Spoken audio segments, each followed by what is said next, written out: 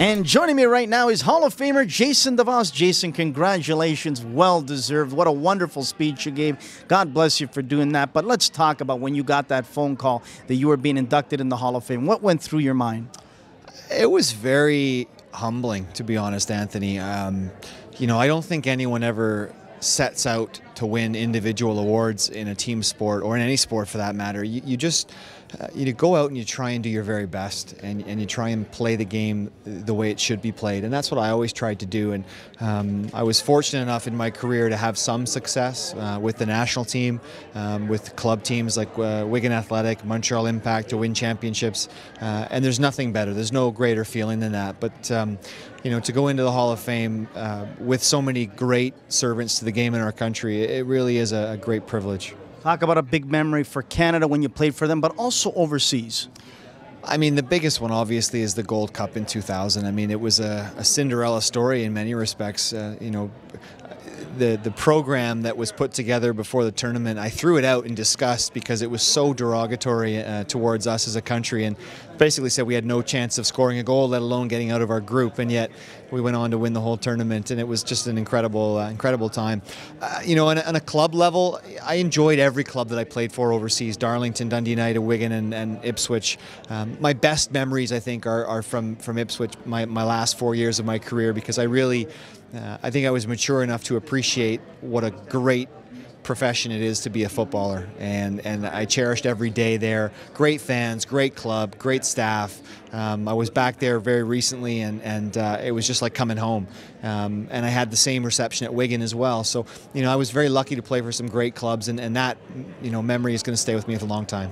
Looking back, would you have changed anything growing up as a youngster, maybe in training, maybe in your decisions on which club to play for and which not to play for? I don't think so. I mean, I think that, you know, the challenges that you have in your career are what make you into the player and the person that you are.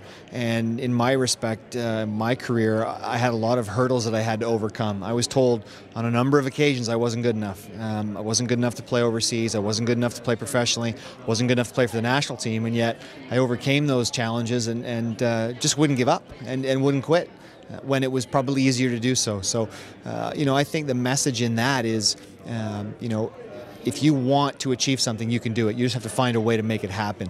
You know, I was never the most talented player on any of the teams I ever played for, even the national team when I was the captain. It wasn't about, you know, ability. It was about, you know, just being determined to achieve success. And I was fortunate enough to be able to do so.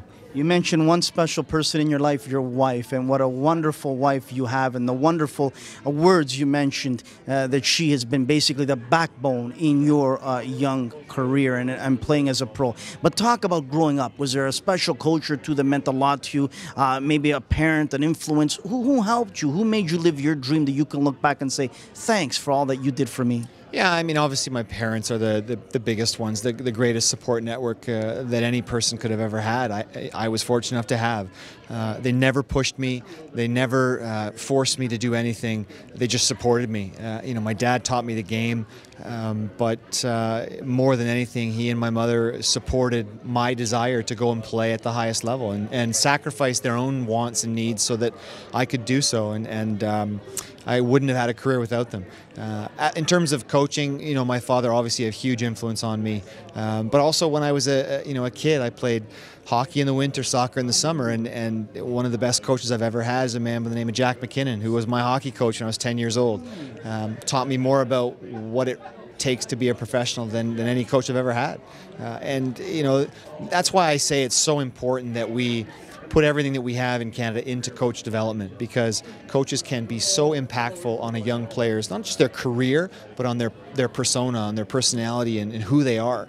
And I was fortunate enough to have some really great role models as coaches growing up. And, you know, I think that coaches need to understand that they can have a massive impact on a player, good or bad, depending on how they deliver their message to those players. And we'll close it out with this. You're telling me you're helping out your young, beautiful daughter at the house league level. How important is that to see a smile, just like you gave us right now, to see those young girls out there smiling, having fun, but learning?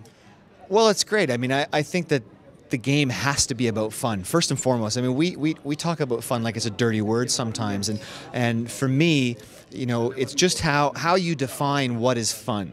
So for a house league player who's just coming into the game, fun might be the snack they have at halftime, and you know, the little games that they play with the ball. But what you want to do is you want to engage those players and get them to be passionate about playing soccer and being excited about coming to practice and wanting to practice. For an elite player, fun might be pushing themselves to the very limit of their abilities and challenging themselves to play at the international level or professional level and get better and better and better. That's how you define fun, and that's a challenge of being a coach, is you have to engage your players and make it fun for each and every one of them. And you can't use the same approach for each player because it doesn't work that way. And that's a challenge. I mean, it really is, and I think that's a skill that needs to be learned over time, and that's why I'm a big believer in coach education, that if we're going to get better in Canada as a nation internationally, we have to develop better coaches, because it's the coaches who impact the players.